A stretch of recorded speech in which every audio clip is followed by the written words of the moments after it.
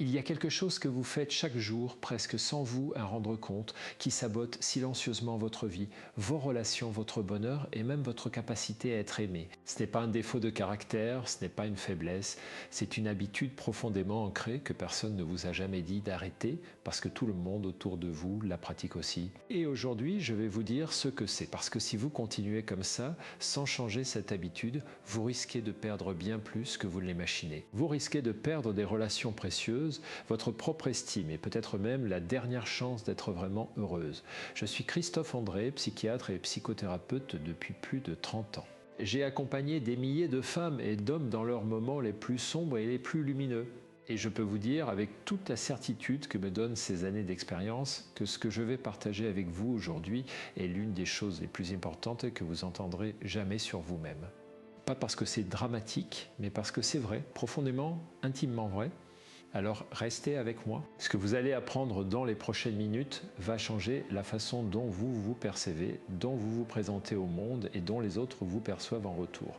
Et si vous êtes une femme entre 45 et 60 ans, ce message est fait pour vous, spécialement pour vous, parce que vous êtes à une période de votre vie où tout peut encore basculer dans le bon sens si vous faites les bons choix maintenant. Imaginez une scène ordinaire. Vous êtes avec une amie autour d'un café ou peut-être lors d'un dîner en famille. La conversation roule, les rires fusent et puis quelqu'un vous pose une question sur votre vie, sur ce que vous ressentez vraiment, sur ce que vous voulez pour l'avenir. Et vous, presque automatiquement, vous dites quelque chose que vous pensez être honnête ou humble ou même courageux. Mais en réalité, sans le savoir, vous venez de vous tirer une balle dans le pied. Vous venez de révéler quelque chose que vous n'auriez jamais dû dire, pas parce que c'est honteux, pas parce que vous devez mentir, mais parce que certaines vérités dites au mauvais moment, au mauvais endroit, à la mauvaise personne peuvent vous coûter infiniment cher. Et voilà le paradoxe fascinant de la nature humaine. On nous a appris que l'honnêteté est une vertu absolue. On nous a dit, surtout à nous les femmes, d'être transparentes, ouvertes, vulnérables. Et oui, la vulnérabilité est belle et nécessaire dans le bon contexte. Mais il y a une différence énorme entre la vulnérabilité choisie et la révélation compulsive. Entre partager ce qui vous renforce et exposer ce qui vous fragilise devant des gens qui n'ont pas mérité cette confiance. Avant d'aller plus loin, je veux vous demander quelque chose.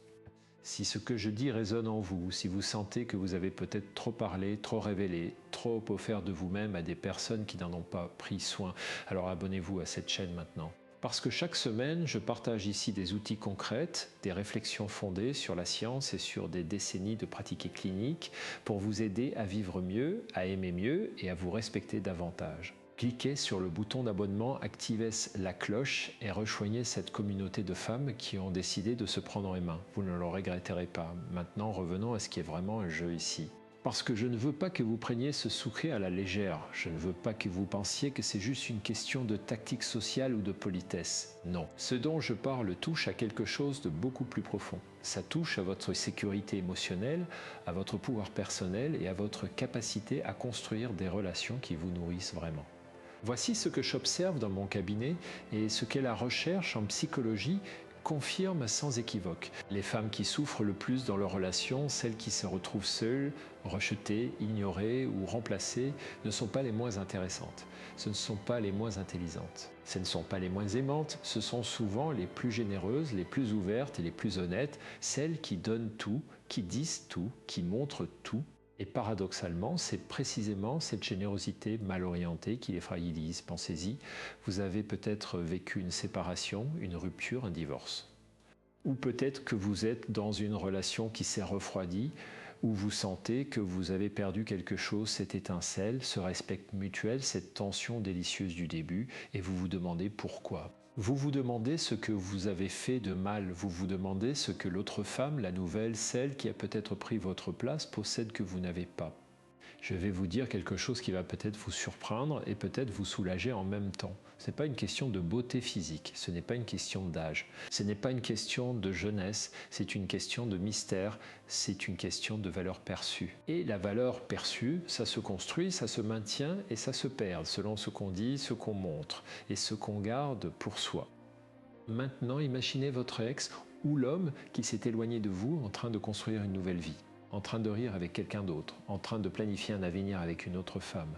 Et cette femme-là, est-ce qu'elle est forcément plus belle que vous, plus intelligente, plus intéressante? Pas nécessairement. Mais peut-être qu'elle a compris, consciemment ou non, quelque chose que vous n'avez pas encore appris. Peut-être qu'elle sait ce qu'il ne faut jamais dire. Peut-être qu'elle a gardé ce voile de mystère qui rend quelqu'un irrésistible sur le long terme. Et si vous continuez à révéler ces 7 choses dont je vais vous parler, alors oui, vous risquez de rester là où vous êtes, immobile pendant que la vie avance sans vous, pendant que lui construit quelque chose de nouveau avec quelqu'un d'autre, et pendant que vous vous demandez encore ce qui s'est passé. Mais je ne suis pas là pour vous faire peur inutilement. Je suis là pour vous donner les outils. Je suis là pour vous montrer exactement ce qu'il ne faut jamais révéler. Et pourquoi et comment garder ce pouvoir intérieur qui vous rend à la fois désirable, respectable et incontournable. Alors accrochez-vous parce que ce que je vais vous dire va peut-être bousculer certaines de vos croyances les plus profondes. Et c'est exactement pour ça que vous en avez besoin. Commençons par la première chose que vous ne devez jamais dire à personne. Et quand je dis personne, je veux dire vraiment personne. Pas à votre meilleur ami, pas à votre sœur. Pas à votre thérapeute, enfin à votre thérapeute, oui, c'est son travail, mais à personne d'autre. Cette première chose, c'est le niveau exact de votre besoin affectif. Voilà ce que je veux dire. Quand vous dites à quelqu'un, que ce soit un homme, une amie ou collègue, j'ai tellement besoin d'être aimé, ou j'ai tellement peur d'être seul, ou je ne sais pas ce que je ferais sans toi, vous pensez que vous êtes honnête. Vous pensez que vous créez de la proximité, vous pensez que vous invitez l'autre à vous protéger. Mais en réalité, vous faites quelque chose de très différent, vous transférez votre pouvoir à cette personne. Vous lui donnez une information cruciale sur votre vulnérabilité et vous lui offrez, sans le vouloir, la possibilité de vous blesser exactement là où vous êtes fragile. La psychologie de l'attachement, et je pense ici aux travaux fondamentaux de John Bowlby et de Mary Ainsworth, nous enseigne que les êtres humains sont attirés par ceux qui semblent avoir une base sécurisante interne. Pas par ceux qui semblent désespérément avoir besoin d'eux. Il y a une différence entre être aimante et être dans le besoin. L'une attire, l'autre repousse. Je me souviens d'une patiente, appelons-la Martine, 52 ans, divorcée depuis 3 ans. Elle était venue me voir parce qu'elle n'arrivait pas à comprendre pourquoi ces relations ne duraient jamais. Elle était belle, cultivée, drôle, généreuse. Et pourtant, chaque fois qu'elle rencontrait un homme qui l'intéressait, quelques semaines après le début de la relation, il s'éloignait. Et Martine me disait, mais je lui ai tout donné, je lui ai tout dit, il savait exactement qui j'étais, il savait à quel point j'avais besoin de lui. Et là, j'ai dû lui dire quelque chose de difficile à entendre. Martine, c'est précisément ça le problème, pas le fait que vous ayez des besoins, tout le monde en a. Le problème, c'est que vous les avez exposés trop tôt, trop fort à quelqu'un qui n'avait pas encore développé l'attachement nécessaire pour les accueillir. Vous avez mis tout votre poids émotionnel sur une structure qui n'était pas encore assez solide pour le porter. Et la structure s'est effondrée. Ce que vous devez comprendre, c'est que le besoin affectif, quand il est affiché ouvertement, crée une dynamique de dépendance qui est inconfortable pour l'autre. Pas parce que l'autre est cruel. Pas parce que l'autre ne vous aime pas, mais parce que la nature humaine est ainsi faite que nous sommes attirés par ce qui nous semble précieux, rare et légèrement inaccessible. Ce qui est trop disponible, trop facile à obtenir, perd de sa valeur perçue. Ce n'est pas une règle cynique, c'est de la neurologie de base, alors que faire à la place, voici le conseil pratique. Apprenez à nommer vos besoins pour vous-même, dans votre journal, dans votre thérapie, dans votre dialogue intérieur. Mais dans vos relations, apprenez à exprimer des désirs plutôt que des besoins. Un désir dit « j'aimerais passer plus de temps avec toi ». Un besoin dit « j'ai besoin que tu sois là, sinon je ne vais pas bien ». Vous voyez la différence? Le désir invite, le besoin exige. Et l'invitation est toujours plus séduisante que l'exigence. Passons maintenant à la deuxième chose que vous ne devez jamais dire à personne, et celle-ci va peut-être vous surprendre encore plus. La deuxième chose, c'est votre liste complète de blessures passées. Je sais ce que vous pensez, Christophe, mais la communication dans une relation, ça passe par le partage de soi, non? Oui, absolument. Mais il y a une différence fondamentale entre partager votre histoire et déverser votre dossier médical émotionnel sur quelqu'un dès la deuxième semaine de relation. Voici ce qui se passe dans le cerveau de l'autre quand vous lui racontez en détail toutes vos blessures passées, votre ex qui vous a trompé, votre père qui était absent, votre mère qui était critique, votre premier amour qui vous a abandonné, votre collègue qui vous a trahi, chaque trahison, chaque abandon, chaque humiliation. Voici ce qui se passe dans son cerveau. Il enregistre tout ça comme de l'information sur votre niveau de fragilité. Et inconsciemment, il commence à vous voir non pas comme une femme désirable et mystérieuse, mais comme un projet de réparation. Et personne ne tombe amoureux d'un projet de réparation. On peut en avoir de la compassion, on peut vouloir aider. Mais l'attraction, le désir, la passion, ça n'est pas de la compassion. Ça naît du mystère, de la force, de l'énergie vitale. Et voilà quelque chose d'important que je veux souligner ici, parce que c'est quelque chose que les femmes oublient trop souvent. Vous n'avez pas à vous justifier. Vous n'avez pas expliqué vos blessures pour mériter d'être aimée. Vous êtes précieuse non pas malgré votre histoire, mais avec votre histoire. Et votre histoire, vous pouvez la partager progressivement au bon moment avec les bonnes personnes quand la relation est assez solide pour la contenir. La psychologie nous enseigne quelque chose de fascinant sur ce qu'on appelle la divulgation progressive. Les relations qui durent et qui sont satisfaisantes sont celles où les deux partenaires se révèlent mutuellement, lentement, comme on déroule un tissu précieux, pas comme on vide un sac à dos. La révélation progressive crée de la curiosité, de l'attachement, du désir de connaître davantage. La révélation totale et immédiate crée de l'écrasement et de la fuite. Alors voici ce que je vous propose. La prochaine fois que vous êtes tenté de raconter toute votre histoire dès le début, posez-vous cette question. Est-ce que je partage ça parce que j'ai besoin d'être rassuré sur le fait que cette personne va m'accepter malgré mes blessures? Si c'est la deuxième option, attendez, pas parce que vos blessures sont honteuses, mais parce que vous méritez que quelqu'un vous connaisse d'abord dans votre force avant de vous connaître dans votre fragilité. Et maintenant, permettez-moi de vous poser une question. Est-ce que vous avez déjà eu l'impression d'avoir trop parlé trop tôt à quelqu'un qui n'était pas prêt à entendre? Est-ce que vous avez déjà senti, après une conversation, ce sentiment bizarre de vous être vidé sans vous sentir mieux pour autant? Si oui, vous savez exactement de quoi je parle. Et la suite de ce que je vais vous dire va vous donner les clés pour que ça ne se reproduise plus jamais. La troisième chose que vous ne devez jamais dire à personne, et celle-ci est particulièrement importante pour les femmes qui ont vécu une séparation ou un divorce, c'est votre niveau exact de désespoir ou de solitude. Voici une scène que j'ai vue se répéter des dizaines de fois dans mon cabinet. Une femme, après une rupture ou un divorce, recommence à fréquenter des gens, à sortir, peut-être à rencontrer de nouvelles personnes. Et quand quelqu'un lui demande comment elle va, comment elle vit cette période, elle dit la vérité. Elle dit « Honnêtement, je me sens terriblement seule, je ne sais pas comment je vais m'en sortir, je pleure tous les soirs, j'ai l'impression que ma vie est finie, et là quelque chose de terrible se produit. » Non pas parce que ces sentiments ne sont pas réels, ils le sont, non pas parce que cette femme ne mérite pas d'être entendue, elle le mérite absolument, mais parce que cette révélation faite au mauvais moment et à la mauvaise personne change immédiatement la dynamique de la relation. L'autre n'est plus en face d'une femme intéressante et mystérieuse. Il est en face de quelqu'un qui a besoin d'être sauvé. Et comme je vous l'ai dit, personne ne tombe amoureux d'un projet de sauvetage. Il y a une étude fascinante menée par le psychologue Arthur Aron, celui qui a développé la théorie de l'amour comme expansion du soi.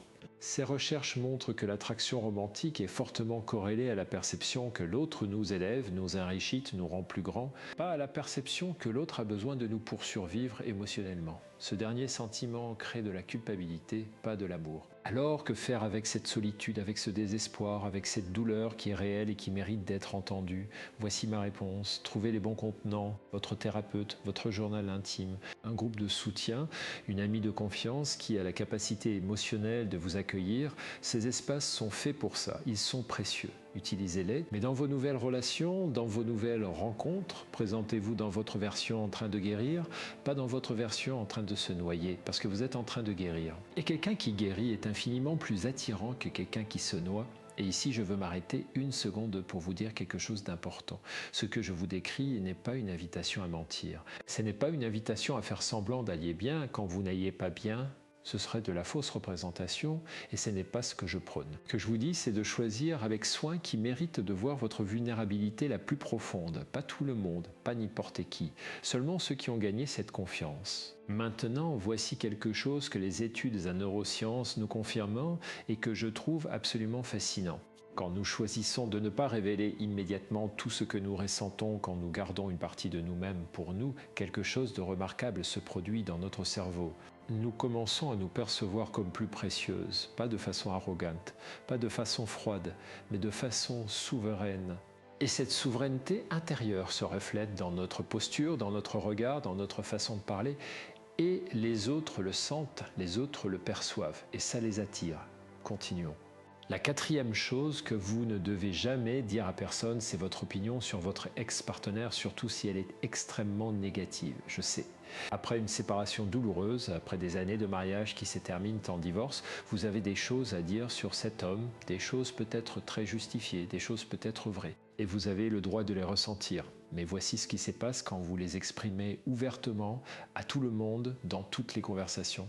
D'abord, vous ancrez votre identité dans votre rôle de victime. Et même si vous avez été victime, rester dans ce rôle vous empêche d'avancer. La psychologie positive, et ici je pense aux travaux de Martin Seligman, nous montre clairement que les personnes qui se définissent principalement par ce qui leur a été fait ont beaucoup plus de mal à reconstruire une vie épanouissante que celles qui se définissent par ce qu'elles choisissent de faire maintenant. Ensuite, quand vous parlez constamment mal de votre ex, les gens autour de vous commencent à vous percevoir d'une certaine façon. Pas nécessairement comme quelqu'un qui a souffert injustement, même si c'est le cas, mais comme quelqu'un qui est encore dans la bataille et quelqu'un qui n'est pas encore libre ne peut pas vraiment être disponible pour une nouvelle relation. Et voici le paradoxe le plus cruel de tout ça. En parlant constamment de votre ex, vous lui donnez encore plus de pouvoir sur votre vie. Vous lui permettez d'occuper votre espace mental, votre énergie émotionnelle, vos conversations, et pendant ce temps, lui, peut-être qu'il a déjà tourné la page. Peut-être qu'il est en train de construire quelque chose de nouveau, quelque chose de beau avec quelqu'un qui ne pense pas à lui du tout, ou qui en tout cas ne lui consacre pas toute son énergie mentale. Et cette asymétrie, elle est douloureuse, mais elle est aussi évitable. Voici ce que je vous propose à la place. Permettez-vous de traiter votre colère, votre douleur, votre déception dans des espaces appropriés. Mais dans votre vie sociale, dans vos nouvelles rencontres, choisissez de parler de qui vous êtes maintenant, de ce que vous construisez, de ce qui vous enthousiasme. Pas parce que vous devez effacer votre passé, mais parce que votre avenir est tellement plus intéressant que votre passé douloureux. Et là, une petite parenthèse que j'adore faire parce que ça me fait sourire. Vous savez ce qui est vraiment la meilleure vengeance contre quelqu'un qui vous a blessé? Ce n'est pas de le détruire dans vos conversations. C'est d'être tellement épanouie, tellement rayonnante, tellement heureuse que quand il vous voit ou qu'il entend parler de vous, il se demande comment il a pu être assez stupide pour vous laisser partir. Ça, c'est la vraie victoire, et ça commence par décider de ne plus lui consacrer votre énergie. Alors laissez-moi vous poser cette question, et je veux que vous y réfléchissiez vraiment. Combien d'énergie dépensez-vous chaque semaine à penser à lui, à parler de lui, à analyser ce qu'il a fait ou n'a pas fait? Et si vous utilisiez cette même énergie pour vous construire, pour vous nourrir, pour vous épanouir, qu'est-ce qui changerait dans votre vie? La cinquième chose que vous ne devez jamais dire à personne, et celle-ci est peut-être la plus subtile de toutes, c'est vos insécurités physiques. Voici ce que je vois souvent. Une femme rencontre quelqu'un qui l'intéresse. La relation commence bien. Et puis à un moment donné, elle dit quelque chose comme « Je sais que je ne suis plus aussi jeune qu'avant » ou « J'ai pris quelques kilos ces dernières années » ou « Je ne suis pas aussi belle que les femmes que tu fréquentes habituellement ». Elle pense peut-être qu'elle est honnête. Elle pense peut-être qu'elle prévient l'autre, qu'elle gère ses attentes, mais en réalité, elle fait quelque chose de profondément contre-productif. Elle a attiré l'attention de l'autre sur des aspects d'elle-même qu'il n'avait peut-être même pas remarqué. Elle lui dit où regarder pour trouver ses défauts. Et elle lui envoie un message subliminal très puissant qui est « Je ne me trouve pas assez bien pour toi » et voici le problème. Les gens nous traitent souvent de la façon dont nous leur apprenons à nous traiter. Si vous vous présentez comme quelqu'un qui n'est pas tout à fait à la hauteur, les gens vont commencer à vous voir comme quelqu'un qui n'est pas tout à fait à la hauteur, pas parce qu'ils sont mauvais, mais parce que nous avons tendance à adopter le cadre que l'autre nous offre. La recherche en psychologie sociale, notamment les travaux sur la théorie de l'autoprésentation de Erving Goffman, nous montrent que la façon dont nous nous présentons influence massivement la façon dont les autres nous perçoivent. Nous sommes en partie des acteurs sociaux et le rôle que nous choisissons de jouer devient avec le temps la réalité que les autres acceptent. Alors voici ce que je vous dis, vous avez 50 ans magnifiques. Vous avez quelques rides, ce sont les marques d'une vie vécue. Vous avez un corps qui a changé. C'est un corps qui a traversé des expériences, qui a porté des enfants peut-être, qui a travaillé, qui a aimé, qui a souffert et qui a survécu. Ce corps mérite votre respect, pas vos excuses. Et je vais vous dire quelque chose que mes années de pratique m'ont appris avec certitude. L'attractivité chez une femme de 45 à 60 ans n'a presque rien à voir avec les standards de beauté que les magazines vous vendent. Elle a tout à voir avec la façon dont cette femme habite son corps, dont elle se déplace dans le monde, dont elle se regarde et se parle. Une femme qui s'accepte, qui se respecte, qui rayonne de l'intérieur est infiniment plus attractive qu'une femme parfaitement conforme au canon esthétique, mais qui passe son temps à s'excuser d'exister. Donc la règle est simple, arrêtez de vous critiquer publiquement, arrêtez de pointer vos défauts avant que l'autre ne les remarque. Faites confiance à votre présence, faites confiance à votre énergie. Et si vous avez des insécurités physiques, ce que nous avons tous et toutes, travaillez-les dans votre espace privé, avec vous-même, avec votre thérapeute, avec votre journal, pas dans vos conversations. Et d'ailleurs, pendant qu'on parle de présence et d'énergie, je veux vous dire quelque chose sur la vitalité. Parce que c'est un sujet qui me passionne et je pense qu'il est directement lié à tout ce dont nous parlons aujourd'hui. La vitalité n'est pas réservée aux jeunes, la vitalité c'est une façon d'être dans le monde. C'est une façon de s'engager avec la vie, avec les idées, avec les gens, avec les sensations. Et cette vitalité, elle se cultive, elle se nourrit et elle est absolument irrésistible à tout âge. Les femmes qui vieillissent avec le plus de grâce, les femmes qui restent désirables et respectées à 50, 60, 70 ans, ne sont pas celles qui ont le mieux résisté au temps physiquement. Ce sont celles qui ont maintenu une curiosité vivante, un engagement avec la vie, une capacité à s'émerveiller, à apprendre, à se transformer. Et ça, personne ne peut vous le prendre. Sauf vous-même, si vous décidez d'arrêter de vous investir dans votre propre vie. Maintenant, voici quelque chose qui mérite qu'on s'y arrête, parce que je sais que certaines d'entre vous sont en train de pincer. Oui, mais Christophe, tout ça, c'est bien joli, mais il y a une femme plus jeune, plus belle qui a pris ma place, et comment je peux rivaliser avec ça? Et voici ma réponse qui va peut-être vous surprendre. Vous n'avez pas à rivaliser. Rivaliser, c'est accepter les termes du jeu de l'autre. C'est vous placer dans une position de comparaison qui vous diminue d'emblée. La vraie question n'est pas comment être mieux que l'autre femme, la vraie question est comment être la meilleure version de vous-même. Et voici ce que la psychologie nous dit sur ce sujet. Les relations qui durent, les relations qui sont vraiment satisfaisantes ne sont pas fondées sur la comparaison, elles sont fondées sur la connexion authentique. Et la connexion authentique vient de quelqu'un qui sait qui il est, qui assume qui il est et qui n'a pas besoin de l'approbation de l'autre pour se sentir entier. Vous êtes une femme de 45, 50, 55, 60 ans. Vous avez vécu, vous avez aimé, vous avez souffert, vous avez survécu. Vous avez une profondeur, une richesse intérieure, une complexité que la jeunesse seule ne peut pas offrir. Et cette richesse, elle est votre atout le plus puissant, mais seulement si vous la reconnaissez vous-même. Seulement si vous arrêtez de la minimiser, de vous en excuser, de la cacher derrière des insécurités, passons maintenant à la 6e chose que vous ne devez jamais dire à personne. Et celle-ci va peut-être vous étonner parce qu'elle concerne quelque chose qu'on considère généralement comme une qualité. La 6e chose, c'est à quel point vous êtes prête à tout donner pour quelqu'un. Voici ce que je veux dire.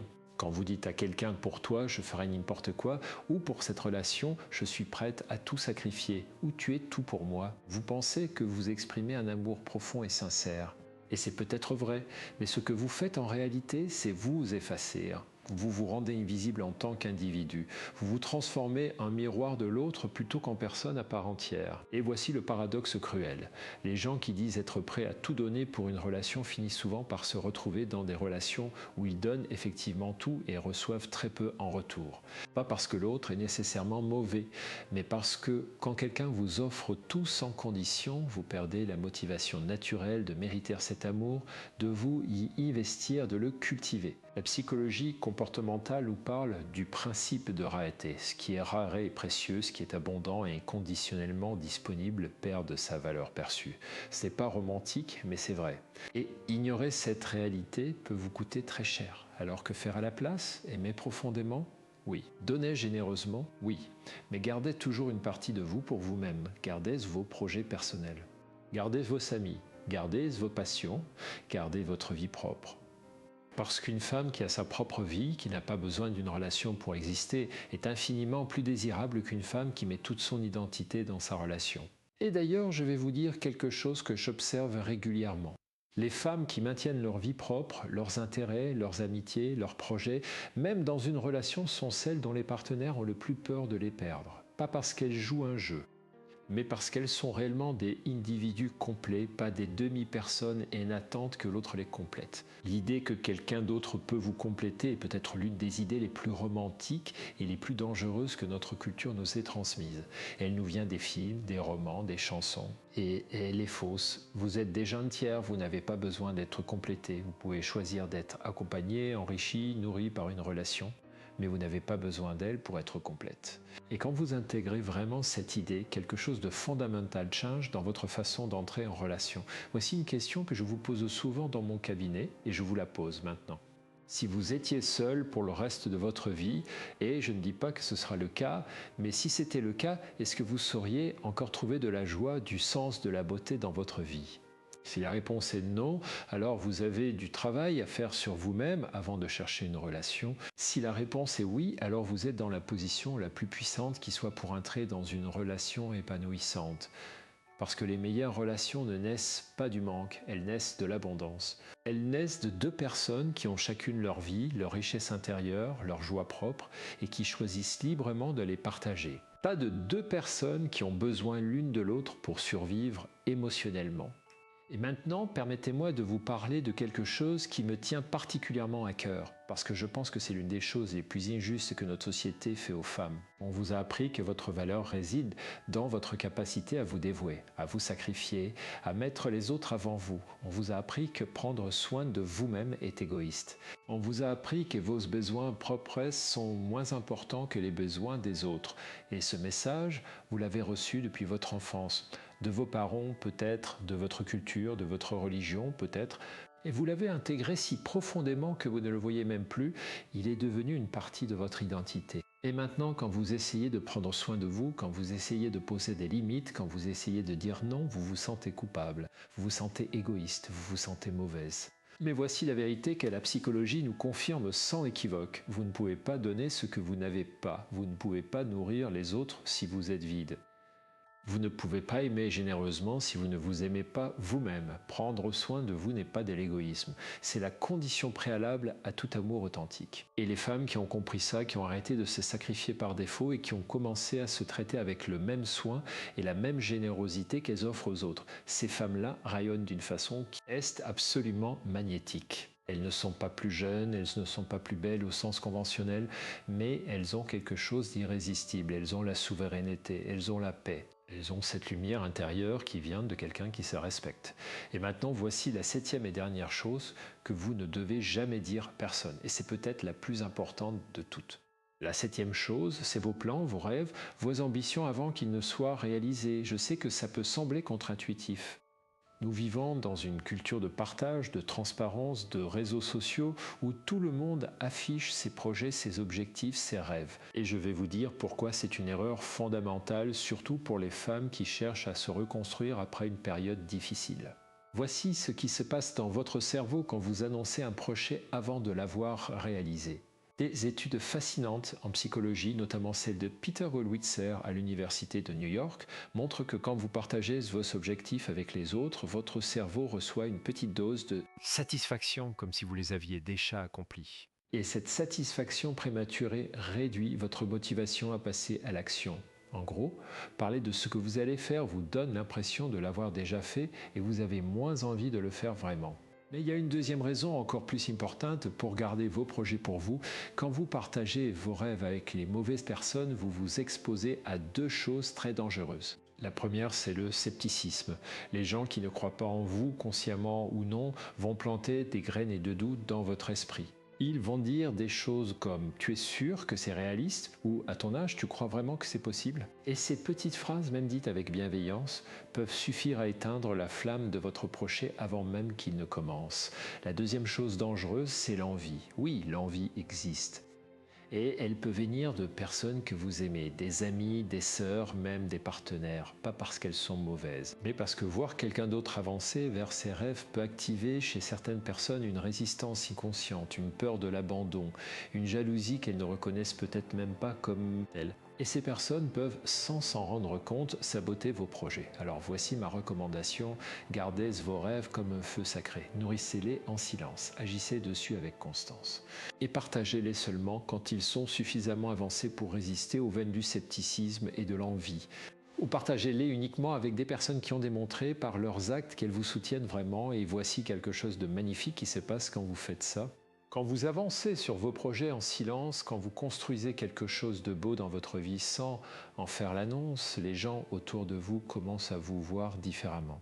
Ils sentent que vous avez quelque chose, ils sentent que vous êtes en mouvement, ils sentent cette énergie de quelqu'un qui construit, qui crée, qui avance, et cette énergie est absolument magnétique. Et maintenant, je veux vous parler de quelque chose qui englobe tout ce que nous avons dit jusqu'ici. Je veux vous parler du concept de puissance tranquille. La puissance tranquille, c'est cette qualité que vous voyez chez certaines femmes qui entrent dans une pièce et qui, sans faire de bruit, sans chercher à attirer l'attention, captent immédiatement tous les regards. Pas parce qu'elles sont les plus belles, pas parce qu'elles sont les plus bruyantes, mais parce qu'elles ont quelque chose d'ancré, de solide, de serein. Quelque chose qui dit « je sais qui je suis, je sais ce que je vaux » et je n'ai pas besoin de votre validation pour le croire. Cette puissance tranquille, elle ne vient pas de la jeunesse. Elle ne vient pas de la beauté physique, elle vient de la connaissance de soi, elle vient du respect de soi, elle vient de toutes ces petites décisions quotidiennes de ne pas se trahir, de ne pas se diminuer, de ne pas révéler ce qui n'a pas à être révélé. Et je veux vous dire quelque chose qui me semble fondamental. Cette puissance tranquille, vous l'avez déjà en vous. Elle n'a pas besoin d'être créée, elle a juste besoin d'être libérée. Et elle est libérée chaque fois que vous choisissez de ne pas vous justifier quand vous n'y êtes pas obligé. Chaque fois que vous choisissez de ne pas partager vos insécurités avec quelqu'un qui n'a pas mérité cette confiance. Chaque fois que vous choisissez de garder vos rêves pour vous jusqu'à ce qu'ils soient suffisamment forts, chaque fois que vous choisissez de vous traiter avec le respect et la considération que vous offrez aux autres. Et voici quelque chose que je veux que vous compreniez très clairement. Tout ce que je vous dis aujourd'hui n'est pas une invitation à vous fermer, ce n'est pas une invitation à devenir froide, distante, calculatrice. Ce serait une erreur tout aussi grande que l'erreur inverse. Ce que je vous invite à faire, c'est à être sélective, à être consciente, à choisir avec sagesse ce que vous partagez avec qui et quand. Parce que la vraie intimité, la vraie connexion, la vraie relation profonde, ça ne se construit pas en tout révélant dès le début. Ça se construit lentement, couche par couche, comme un tableau qui prend de la profondeur avec le temps. Et chaque couche que vous révélez doit être accueillie, respectée, honorée par l'autre avant que vous n'en révéliez une nouvelle. Vous méritez ça. Vous méritez une relation où chaque partie de vous est accueillie avec soin. Et pour attirer ce type de relation, vous devez d'abord vous traiter vous-même avec ce soin. Vous devez d'abord décider que vous êtes précieuse. Que vous n'êtes pas quelqu'un que l'on peut prendre ou laisser, que vous êtes quelqu'un qui mérite d'être choisi pleinement, consciemment, avec enthousiasme. Et maintenant, je veux revenir sur quelque chose que j'ai dit au début parce que je pense qu'il est important de l'approfondir. J'ai parlé du risque de voir votre ex construire une nouvelle vie avec quelqu'un d'autre. Et je veux être honnête avec vous sur ce sujet parce que je ne veux pas vous laisser avec de la peur sans vous donner les outils pour y répondre. Oui, il est possible que lui soit en train de construire quelque chose de nouveau. Oui, il est possible que cette nouvelle femme dans sa vie soit heureuse avec lui. Et oui, cette réalité peut faire mal, profondément. Je ne vais pas minimiser ça. La douleur du remplacement, la douleur de se sentir oublié, effacé, remplacé est l'une des douleurs les plus profondes que j'ai rencontrées dans ma pratique. Mais voici ce que je sais avec certitude. Cette douleur, si vous la laissez vous paralyser, si vous la laissez vous épinir, si vous la laissez vous empêcher d'avancer, elle devient votre prison. Et lui, pendant ce temps, il avance, et plus vous restez dans cette prison, plus le fossé entre sa vie et la vôtre se creuse. La seule réponse sensée, la seule réponse que je connaisse qui fonctionne vraiment, c'est de décider de construire votre propre vie magnifique. Pas pour lui prouver quelque chose, pas pour le rendre jaloux, pas pour gagner une compétition imaginaire, mais pour vous seulement, parce que vous méritez une vie magnifique, parce que vous avez encore des décennies devant vous. Parce que le meilleur chapitre de votre vie n'est peut-être pas encore écrit. Et voici quelque chose que la recherche sur la résilience nous dit de façon très claire. Les personnes qui se remettent le mieux des ruptures et des divorces ne sont pas celles qui ont le moins souffert, ce sont celles qui ont décidé de donner un sens à leur souffrance, qui ont décidé d'utiliser cette période de douleur comme un catalyseur de transformation, qui ont décidé de devenir quelqu'un de plus fort, de plus sage, de plus entier, grâce à cette expérience, pas malgré elle. Et je vais vous donner maintenant quelque chose de très concret parce que j'ai passé beaucoup de temps à vous parler de ce qu'il ne faut pas faire et maintenant je veux vous parler de ce qu'il faut faire à la place. Voici ce que j'appelle le protocole de la souveraineté intérieure. La première étape de ce protocole, c'est ce que j'appelle l'audit de vos révélations. Pendant une semaine, je vous invite à noter chaque fois que vous partagez quelque chose sur vous-même, vos peurs, vos besoins, vos blessures, vos insécurités, vos plans. Et après chaque partage, posez-vous cette question. Est-ce que j'ai partagé ça parce que c'était le bon moment et la bonne personne? Ou est-ce que j'ai partagé ça parce que j'avais besoin d'être rassuré, validé, ou parce que j'avais peur du silence? Cette simple pratique d'observation sans jugement va vous révéler des patterns fascinants sur votre façon de vous révéler. Et la prise de conscience est toujours la première étape du changement.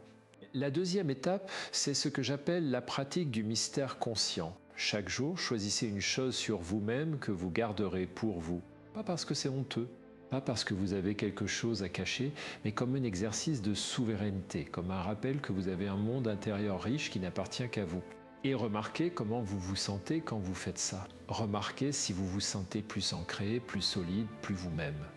La troisième étape, c'est ce que j'appelle la cultivation de la présence magnétique. Et ça passe par quelque chose de très simple mais de très puissant. Chaque matin, avant de commencer votre journée, prenez 5 minutes pour vous asseoir en silence et vous poser cette question. Qui est-ce que je veux être aujourd'hui?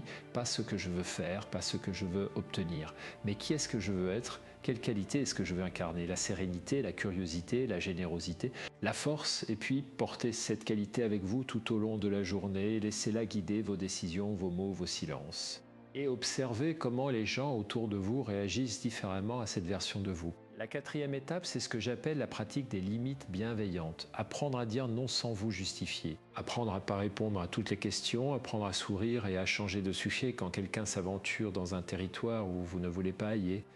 Pas de façon agressive, pas de façon froide, mais avec une grâce souveraine qui dit « je suis maîtresse de ce que je partage et de ce que je garde, et voici quelque chose d'important sur les limites que je veux que vous compreniez. Les limites ne sont pas des murs. Les murs empêchent les gens d'entrer, les limites définissent où vous commencez et où l'autre finit, les murs isolent, les limites protègent. Et une femme qui a des limites claires est infiniment plus respectée et souvent plus désirée qu'une femme sans limites qui dit oui à tout et à tout le monde.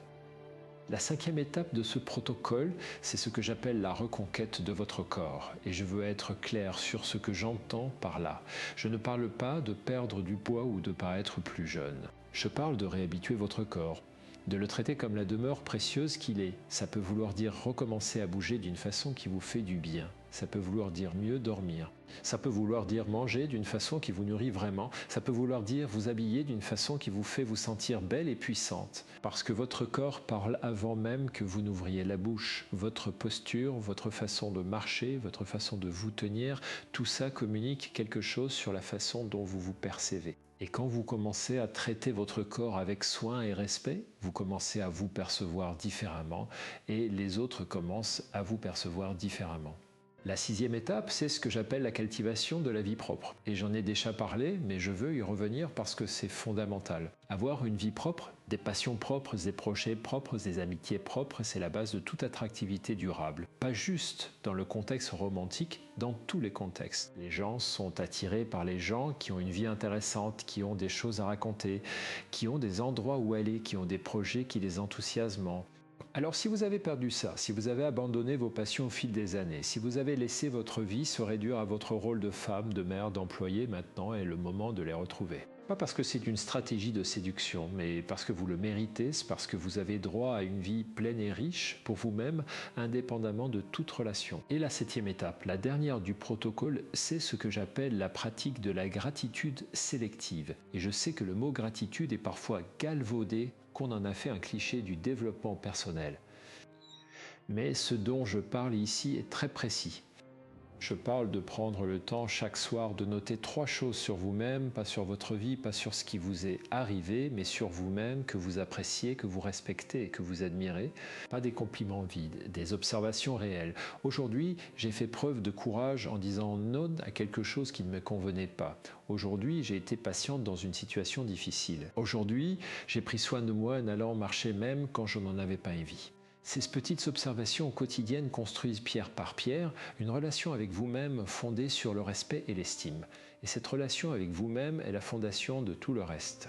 Et maintenant, je veux vous parler d'un sujet que nous n'avons pas encore abordé directement, mais qui est sous-jacent à tout ce que nous avons dit. Je veux vous parler de la peur du jugement. Parce que beaucoup de ces révélations dont nous avons parlé, ces choses que vous ne devriez pas dire, viennent d'une même source profonde. Elles viennent de la peur d'être jugé, rejeté, abandonné si l'autre vous connaît vraiment. Et cette peur est humaine, elle est universelle, elle est profondément enracinée dans notre biologie. Nous sommes des animaux sociaux et l'exclusion du groupe a représenté, pendant des millions d'années d'évolution, une menace mortelle. Alors notre cerveau fait tout pour éviter le rejet. Et l'une des stratégies qu'il utilise, c'est la surrévélation. Si je te dis tout sur moi, si je me mets à nu devant toi, tu ne pourras pas me rejeter pour quelque chose que tu n'aurais pas connu. Tu me rejetteras en connaissance de cause et au moins je saurai que c'est le vrai moi que tu rejettes. Mais voici le problème avec cette logique. Elle suppose que vous êtes rejetable. Elle suppose que si quelqu'un vous connaît vraiment, il ou elle voudra partir. Et c'est une croyance profondément fausse. Vous n'êtes pas rejetable. Vous êtes humaine avec des forces et des faiblesses, des lumières et des ombres, comme tout le monde, et les bonnes personnes, celles qui méritent votre amour et votre confiance, ne vous rejetteront pas pour ça. Mais vous ne pouvez pas attirer ces bonnes personnes si vous vous présentez comme quelqu'un qui doute de sa propre valeur. Vous devez vous présenter comme quelqu'un qui se connaît, qui s'accepte et qui choisit avec soin, qui mérite d'entrer dans son monde intérieur. Et voici quelque chose que je veux que vous gardiez avec vous longtemps après avoir fini de regarder cette vidéo. Vous n'êtes pas en compétition, pas avec les femmes plus jeunes, pas avec la nouvelle compagne de votre ex, pas avec les images de perfection que les médias vous vendent. Vous êtes dans votre propre course, sur votre propre chemin, vers votre propre version de la vie épanouissante.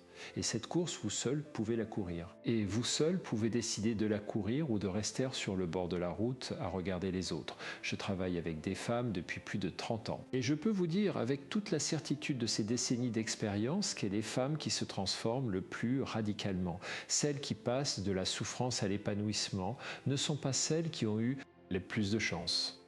Ce sont celles qui ont décidé de se prendre main, qui ont décidé de se respecter, qui ont décidé de ne plus se trahir, qui ont décidé que leur vie méritait d'être vécue pleinement, passionnément, avec joie. Et cette décision, vous pouvez la prendre aujourd'hui, maintenant, pas demain, pas quand vous vous sentirez prête, pas quand les circonstances seront parfaites, maintenant, parce que les circonstances parfaites n'arrivent jamais. Et attendre d'être prête, c'est souvent une façon déguisée d'éviter le changement. Voici une chose que j'ai apprise de mes patients au fil des années, une chose qui me touche profondément à chaque fois que je la vois. Le moment où quelqu'un décide vraiment de changer, le moment où il ou elle décide vraiment de se prendre en main, ce n'est presque jamais un moment spectaculaire, ce n'est presque jamais une révélation dramatique. C'est souvent un moment très ordinaire, très silencieux, un moment où quelqu'un regarde sa vie et décide, doucement mais fermement, que ça suffit de se diminuer, que ça suffit de se trahir, que ça suffit d'attendre que quelqu'un d'autre vienne la sauver, et peut-être que ce moment pour vous, c'est maintenant. Peut-être que cette vidéo est ce moment ordinaire, ce moment silencieux où vous décidez que ça suffit, et si c'est le cas, je veux que vous sachiez que je suis avec vous dans cette décision. Pas de façon mystique, de façon très concrète. Parce que tout ce que je vous ai partagé aujourd'hui est fondé sur la science, sur des décennies de pratiques cliniques, sur des milliers d'histoires de femmes qui ont traversé exactement ce que vous traversez et qui sont sorties plus fortes, plus sages, plus heureuses. Et maintenant, je veux revenir sur quelque chose d'important que je n'ai pas encore assez développé. Je veux vous parler de la relation entre le silence et le pouvoir. Parce que dans notre culture, le silence est souvent perçu comme un manque d'assurance, un manque d'ouverture, un manque de confiance. Mais en réalité, le silence bien utilisé est l'un des outils de pouvoir les plus puissants qui existent. Pensez aux personnes que vous avez rencontrées dans votre vie qui vous ont le plus impressionné. Celles qui avaient le plus de présence, le plus de magnétisme. Est-ce qu'elles parlaient constamment? Est-ce qu'elles remplissaient tous les silences avec des mots? Ou est-ce qu'elles avaient cette capacité à être confortables dans le silence, à choisir leurs mots avec soin, à ne parler que quand elles avaient quelque chose de vraiment important à dire? Le silence, utilisé consciemment, communiquait quelque chose de très puissant. Il dit « Je n'ai pas besoin de remplir l'espace pour exister. Je n'ai pas besoin de votre attention constante pour me sentir bien. » Je suis à l'aise avec moi-même et cette aisance avec soi-même est l'une des choses les plus attractives qui soit. Alors voici un exercice pratique que je vous donne.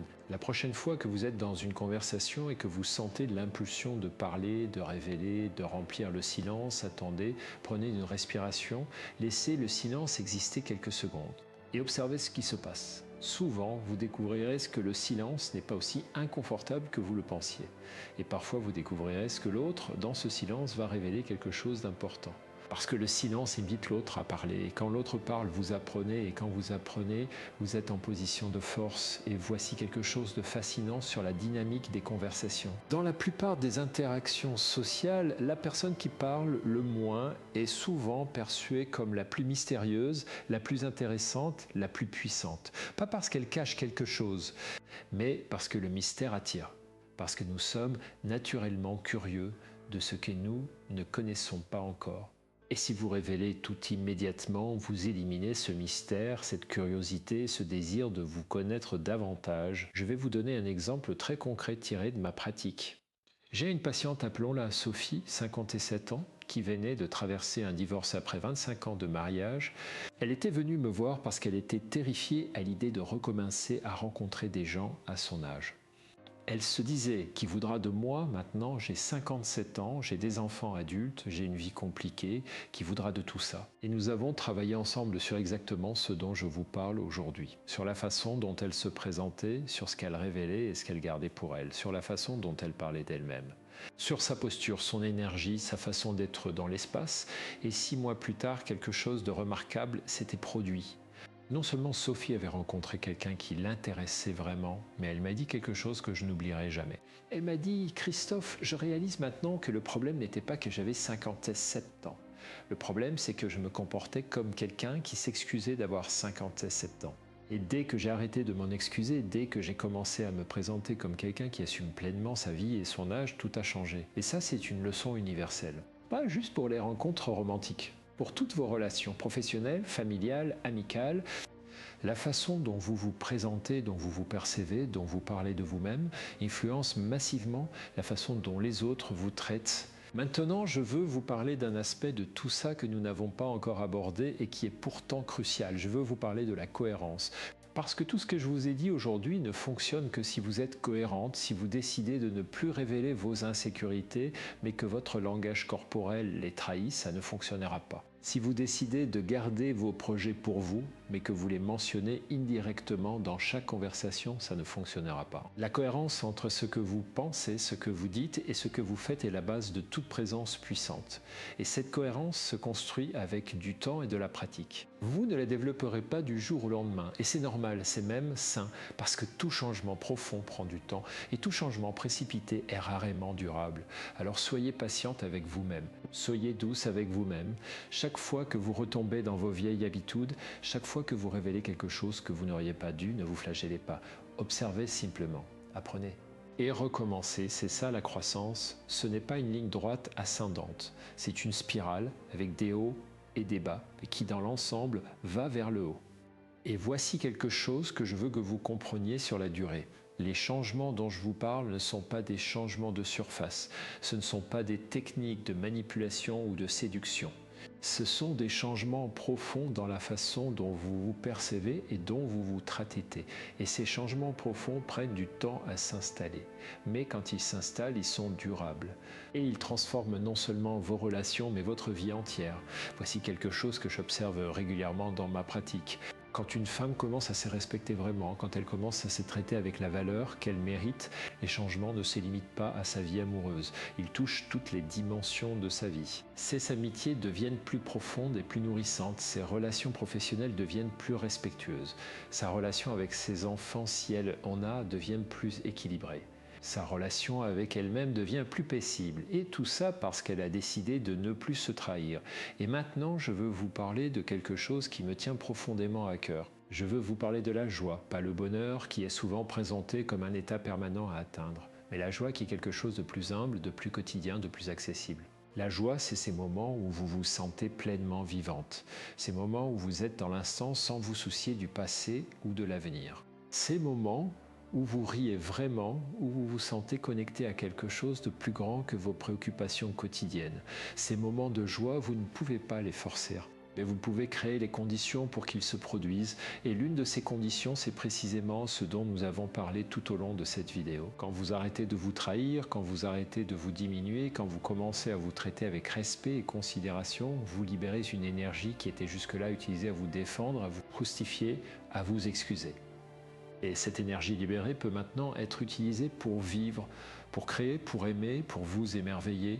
Et cette énergie, cette vitalité retrouvée est l'une des choses les plus attractives qui existent. Pas juste dans le contexte romantique, dans tous les contextes, les gens sont attirés par les gens qui ont de l'énergie, qui ont de la joie, qui ont de la vitalité. Pas parce qu'ils sont parfaits, mais parce qu'ils sont vivants. Et cette vie, cette vitalité, elle est contagieuse. Elle donne aux autres l'envie d'être près de vous connaître, de partager votre énergie. Et voici quelque chose que je veux que vous reteniez, quelque chose de très simple mais de très puissant. La meilleure façon d'être désirable à tout âge, dans tout contexte, c'est d'être quelqu'un qui a envie de vivre. Quelqu'un qui est curieux, engagé, passionné, quelqu'un qui a des projets, des rêves, des enthousiasmes, quelqu'un qui traite sa vie comme un cadeau précieux à explorer et à savourer, pas comme un problème à gérer ou une souffrance à endurer. Et cette personne, c'est vous, ou plutôt c'est qui vous pouvez être, qui vous êtes déjà sous les couches de peur, de doutes, de blessures non traitées.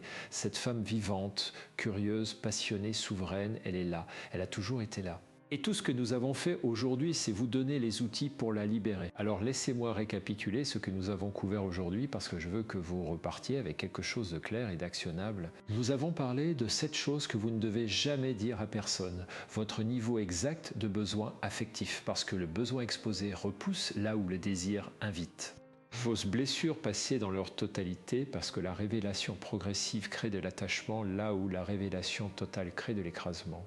Votre niveau de désespoir ou de solitude parce que quelqu'un qui guérit est attirant là où quelqu'un qui se noie inquiète. Votre opinion négative sur votre ex parce que vous restez prisonnière de ce que vous continuez à alimenter. Vos insécurités physiques parce que vous attirez l'attention là où vous pointez.